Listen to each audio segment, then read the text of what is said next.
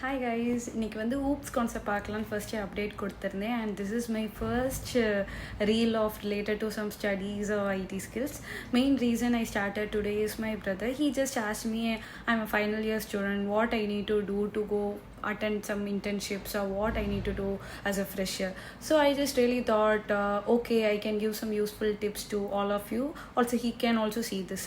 So அதனால் இன்றைக்கி வந்து ஊப்ஸ் கான்செப்ட் எடுத்த மெயின் ரீசன் என்ன அப்படின்னா, நான் வந்து ஃபர்ஸ்ட் டைம் ஃப்ரெஷராக அட்டன் பண்ண போகிறப்ப they ask me this oops questions தான்.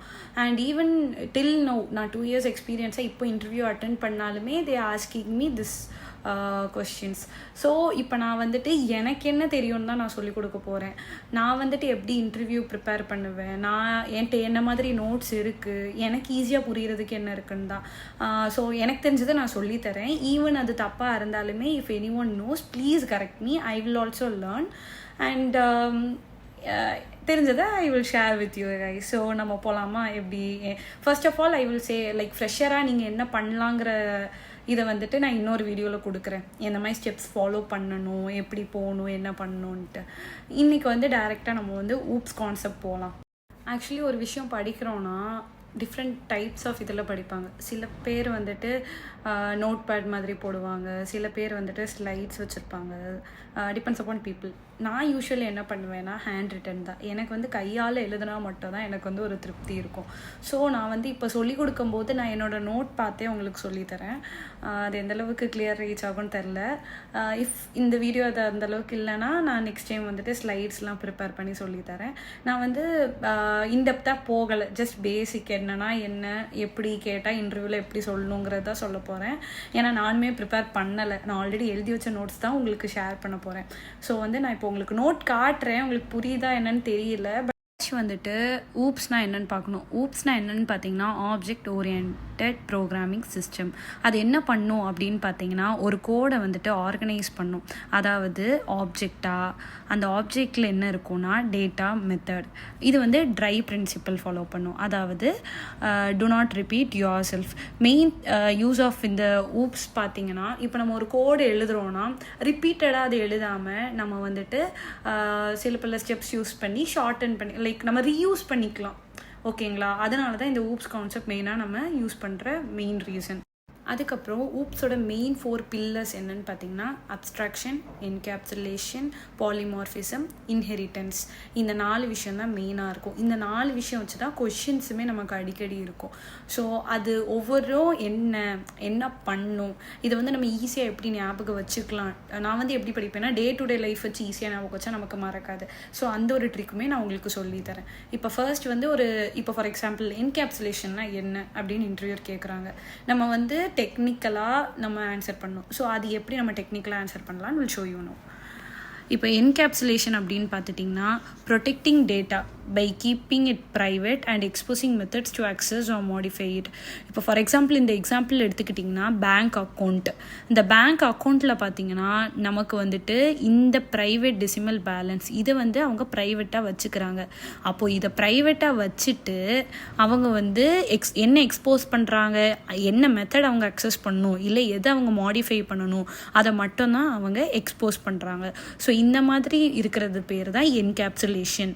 அதாவது bundling data and methods that work on the data into a single unit, அதாவது class, and restricting access to some of the object component. அந்த restriction தான் நமக்கு எங்கே நடக்குதுன்னு பார்த்தீங்கன்னா இந்த ப்ரைவேட் மூலியமாக நடக்குது. இதுதான் நமக்கு என்கேப்சுலேஷன். இப்போ நம்ம என்கேப்சுலேஷன் ஈஸியாக டே டு டே லைஃப்பில் எப்படி ஞாபகம் வைக்கலாம்னா ஏடிஎம் ஞாபகம் வச்சுக்கோங்க. It hides PIN and balance. But அது என்ன வெளிப்படையாக காட்டும், இந்த methods to interact with them. அதுதான். ஏன்னா பின்னாக இருக்கட்டும், பேலன்ஸாக இருக்கட்டும், இதெல்லாம் ரொம்ப வந்து கான்ஃபிடென்ஷியலாக இருக்கக்கூடிய ஒரு விஷயம். அதெல்லாம் நம்ம ஹைட் பண்ணி தான் வைக்கிற மாதிரி இருக்கும். ஸோ இதெல்லாமே நம்ம ப்ரைவேட்டுங்கிற மாதிரி அதெல்லாம் நம்ம தனியாக வச்சுட்டோம்னா என்ன மாதிரி மெத்தட், என்ன இன்ட்ராக்ட் பண்ணுறோம் தான் எக்ஸ்போஸ் பண்ணும். ஸோ இந்த மாதிரி என்கேப்சுலேஷன்னா என்ன ஞாபகம் இருக்கணும், ஏடிஎம் மிஷின். ஏடிஎம்மும் மறந்துடாதீங்க என்கேப்சுலேஷனுக்கு. வந்துட்டு அப்ஸ்ட்ராக்ஷன் அப்படின்னா என்னென்னு பார்க்கலாம். அப்ஸ்ட்ராக்ஷன்னா என்னென்னா hiding complex implementation detail and exposing only the necessary parts. இது வந்து நம்ம எப்படி அச்சீவ் பண்ண முடியும்னா அப்ஸ்ட்ராக்ட் கிளாஸ்னாலையும் அதுக்கப்புறம் இன்டர்ஃபேஸ், இந்த ரெண்டும் இருந்தால் மட்டும்தான் நம்மளால் இந்த அப்ஸ்ட்ராக்ஷன் வந்துட்டு அச்சீவ் பண்ண முடியும். அப்ஸ்ட்ராக்ஷன் பார்த்துக்கிட்டிங்கன்னா நமக்கு ஒரு மெத்தட் இருக்குது. அதில் வந்து நிறைய காம்ப்ளெக்ஸான விஷயங்கள் எல்லாமே வந்துட்டு அதில் வைக்கிறோம். இதை வந்து நம்ம வந்து எக்ஸ்போஸ் பண்ண தேவை கிடையாது. நம்ம வந்து என்ன பண்ணிக்கலாம் அப்படின்னா, இந்த காம்ப்ளெக்ஸ் இம்ப்ளிமெண்டேஷன்லாம் ஷோ பண்ணாமல் நமக்கு அது என்ன தேவையோ அதை மட்டும் நம்ம ஷோ பண்ணிக்கலாம். நீங்கள் வந்துட்டு என்கேப்சுலேஷனையும் அப்ஸ்ட்ராக்ஷனையும் குழப்பிக்காதீங்க. என்கேப்சுலேஷன் என்ன பண்ணுன்னா, ப்ரைவேட் மெத்தட் போட்டு டேட்டா செக்யூரிட்டிக்காக நம்ம வந்து அதை பண்ணிடுவோம். இதே வந்துட்டு அப்ஸ்ட்ராக்ஷனுங்கிறது ஒரு காம்ப்ளெக்ஸான விஷயத்தை நம்ம வந்து வெளியில் தேவையில்லை அதை காட்டிட்டு அதை நம்ம வந்து யூஸ் பண்ணிக்கலாம் அப்படிங்கிறதுக்காக. இதை வந்து நம்ம ரியல் லைஃப் கூட சொல்லணும்னா நம்ம டிவி ரிமோட் எடுத்துக்கலாம். இப்போது அந்த டிவி ரிமோட்டில் நம்ம ஒரு பட்டன் ப்ரெஸ் பண்ணுறோன்னா அந்த பட்டனுக்கு பின்னாடி என்ன ஒர்க் நடக்குதுன்னு நமக்கு தெரியாது. பட்டன் கிளிக் பண்ணோன்னா டிவியில் அது பாட்டுக்கு ஓடுது. ஸோ அது என்ன அந்த காம்ப்ளெக்ஸ் இம்ப்ளிமெண்டேஷன் நமக்கு தேவையில்லை. அது இருந்தால் என்ன பண்ணும் அது தெரிஞ்சால் போதும். அதே மாதிரி இப்போ கார் எடுத்துக்கோங்களேன். நீங்கள் காரில் வந்துட்டு ஆக்சிலேட்டர் போடுறீங்க, பிரேக் போடுறீங்க, அதெல்லாமே என்ன பண்ணணும்னு தெரியும், நீங்கள் பண்ணுறீங்க. ஆனால் அதுக்குள்ளே இன்ஜின் எப்படி ஒர்க் ஆகுதுங்கிற விஷயம் தேவையில்லை. அதே மாதிரி தான் ஒரு காம்ப்ளெக்ஸ் இம்ப்ளிமெண்டேஷனை நம்ம வந்துட்டு எக்ஸ்போஸ் பண்ணாமல் நமக்கு என்ன தேவையோ அதை மட்டும் இது பண்ணுறது தான் அப்ஸ்ட்ராக்ஷன். இன்ஹெரிட்டன்ஸ் அப்படின்னா என்னன்னு பார்த்தீங்கன்னா, one class inherits properties and behaviour from the another class. இது வந்து நம்ம எப்படி சொல்லிக்கலாம் அப்படின்னா, இப்போ வந்து ஃபேமிலி ட்ரீ இருக்குன்னு வைங்க. அப்பா, அம்மா, குழந்தைங்க அப்படி எல்லாமே இருக்காங்க. சில பல விஷயங்கள் வந்துட்டு அப்பாவோடது குழந்தைக்கு இருக்கும், அந்த மாதிரி வரும். அதே மாதிரி தான் இப்போ வந்து இன்ஹெரிட்டன்ஸ்ன்னு வச்சுக்கிட்டிங்கன்னா, நம்ம ஒரு பேரண்ட் கிளாஸில் இருக்கிற ஒரு விஷயத்த நம்ம வந்து சைல்டு கிளாஸில் யூஸ் பண்ணிக்கலாம். இந்த மாதிரி அங்கே இருக்கிற ஒரு கோடை திருப்பியும் இங்கே எழுதி நம்ம இது பண்ணுறதுக்கு பதிலாக பேரண்ட்டில் இருக்கிறத நீங்கள் யூஸ் பண்ணி இந்த மாதிரி பண்ணுறது பேர் தான் நம்ம இன்ஹெரிட்டன்ஸ்னு சொல்லுவோம். இதுக்கு எக்ஸாம்பிள் நீங்கள் ஃபேமிலி ட்ரீன்னு கூட வச்சுக்கோங்க. இதுக்கு வந்து நம்ம டெஃபினேஷன் வந்து one class inherit from the another கிளாஸ்ன்னு சொல்லிக்கலாம். இல்லைனா reusing code by inheriting properties and behaviour from a base class, அதாவது பேரண்ட் கிளாஸ் அப்படின்னுமே நம்ம சொல்லிக்கலாம்.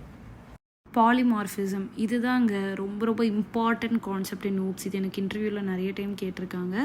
பாலி அதோட மீனிங் பார்த்திங்கன்னா மெனி, மார்ஃபிசம்னா ஃபார்மு, அதாவது ஒரு சிங்கிள் ஆக்ஷனை டிஃப்ரெண்ட் வேஸில் எப்படிலாம் பண்ணலாம் அதை சொல்கிறது தான் பாலிமார்ஃபிசம். பாலிமார்ஃபிசம் வந்து ரெண்டு டைப்பாக பிரியும். ஒன்று வந்து மெத்தட் ஓவர் லோடிங், இன்னொன்று மெத்தட் ஓவர் ரைடிங். மெத்தட் ஓவர் லோடிங்கை நம்ம கம்பைல் டைம் பாலிமார்ஃபிசம் சொல்லிக்கலாம். மெத்தட் ஓவர் ரைடிங்கை ரன் டைம் பாலிமார்ஃபிசம் சொல்லிக்கலாம்.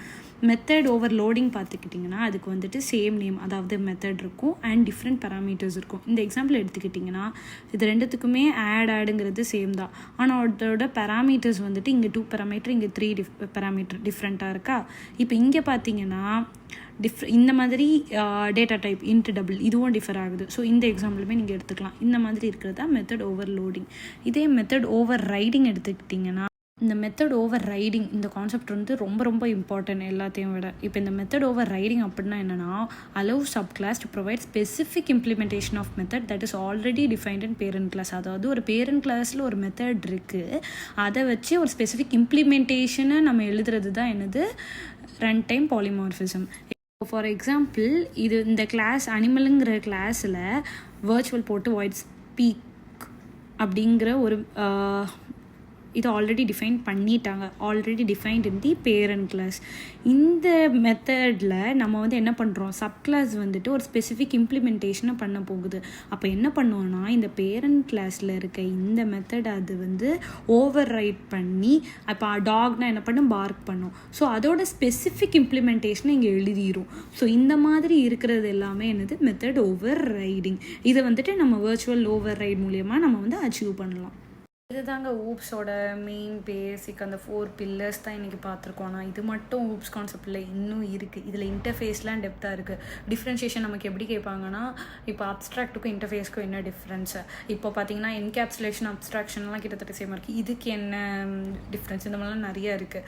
ஸோ இது வந்து இப்போ பேசிக்காக நம்ம பார்த்தோம். நெக்ஸ்ட்டு வந்துட்டு இன்டர்வியூ லெவல் கொஷின்ஸில் எப்படி கேட்பாங்க, இதோட இது மெயினாக டிஃப்ரென்ஸ் தாங்க கேட்பாங்க. இதுனா இது எப்படி, அதுக்கப்புறம் என்ன கேட்பாங்கன்னா இன்டர்ஃபேஸ் வந்துட்டு எப்படி நம்ம அச்சீவ் பண்ணுவோம், அதோட ஸ்டெப்ஸ் என்ன, அந்த மாதிரிலாம் இருக்கும்.